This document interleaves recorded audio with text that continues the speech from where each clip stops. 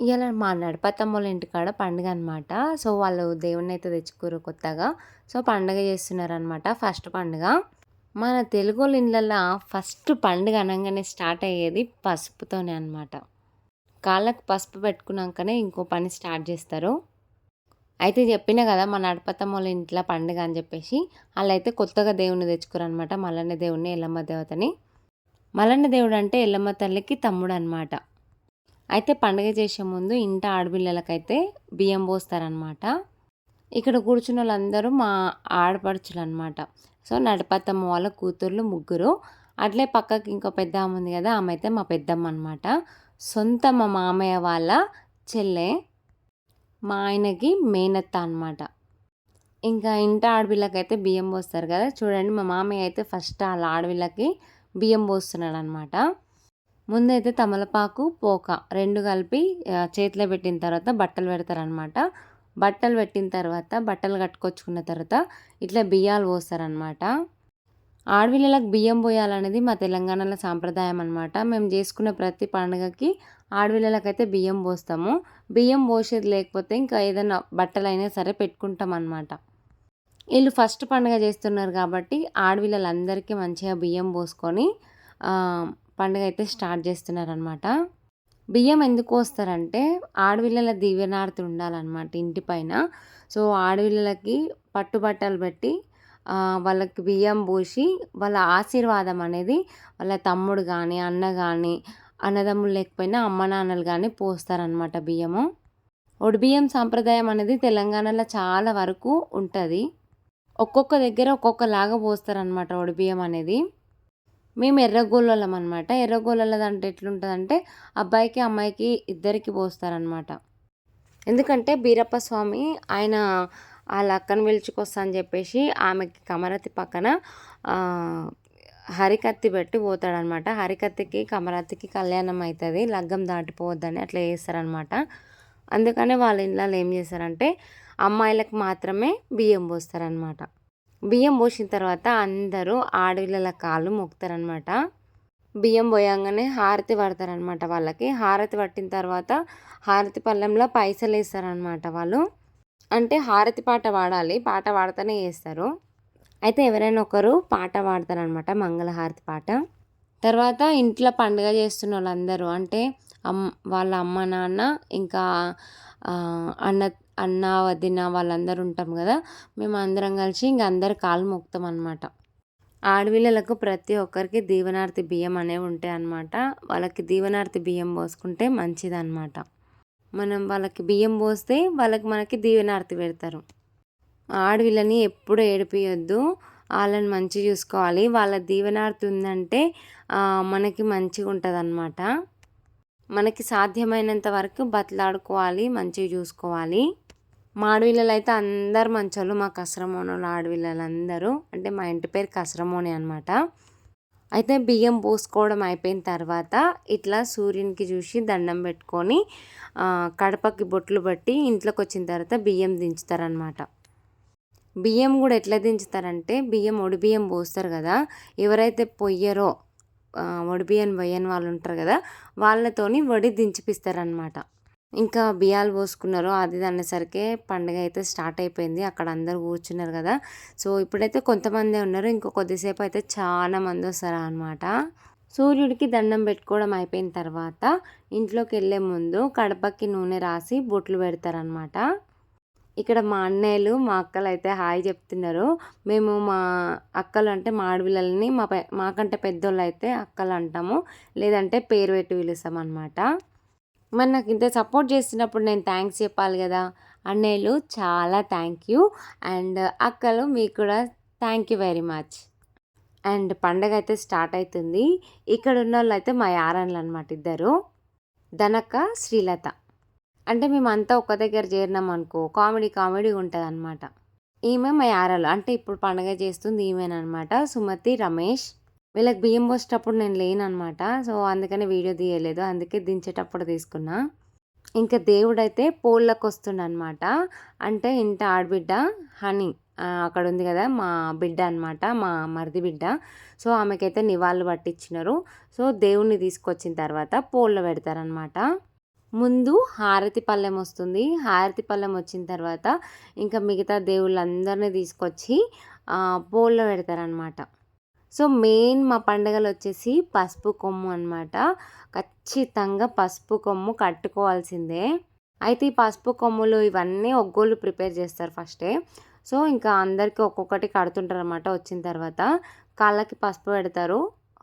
కాళ్ళకు పసుపు ఎంత ముఖ్యమో పండుగల చెయ్యికి కంకణం కూడా అంతే ముఖ్యం అనమాట. ఇంకా పండగ అయితే స్టార్ట్ అవుతుంది. ఇంకా మేము మాట్లాడినాం అనుకో ఇక మా బాబాయ్ కోపం వస్తే తిడతాడు అనమాట. చూడండి ఎట్లా అంటున్నాడో.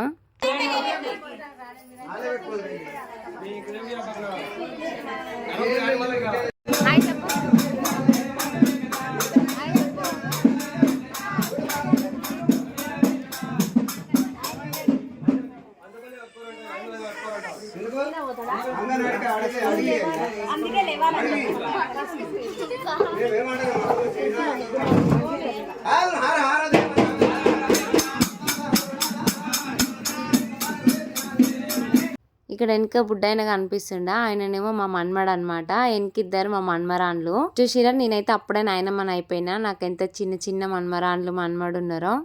ఇంకా మా గ్యాంగ్ ఉంది, పరిచయం చేస్తా తర్వాత.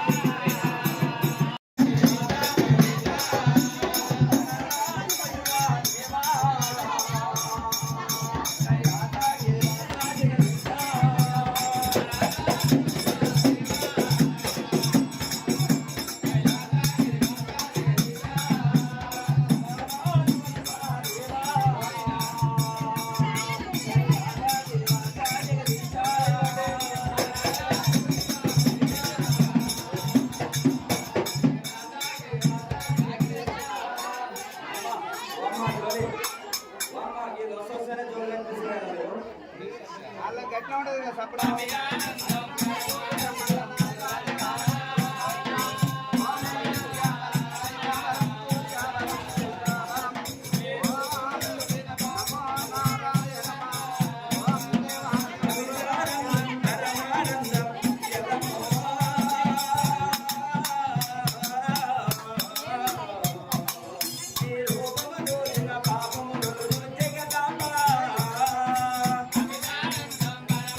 రామకి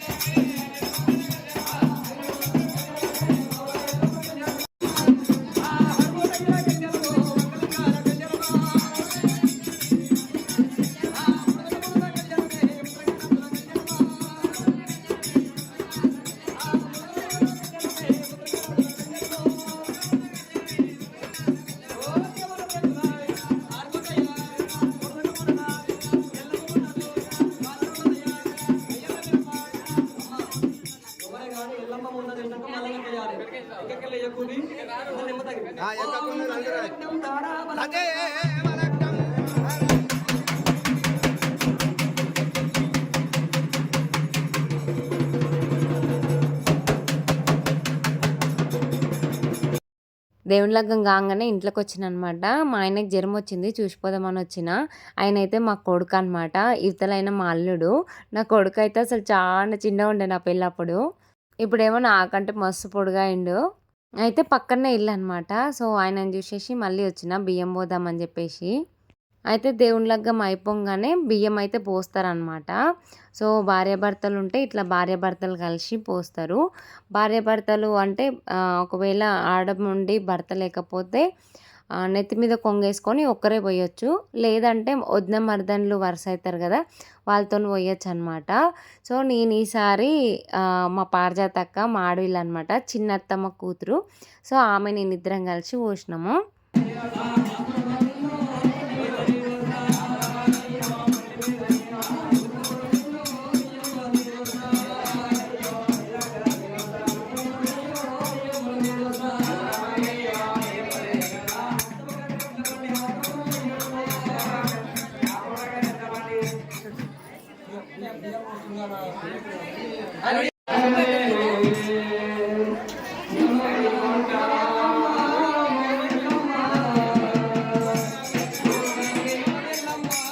సో వీడియో అయితే కంప్లీట్ అయిపోయింది. అందరికీ నచ్చిందని అనుకుంటున్నా.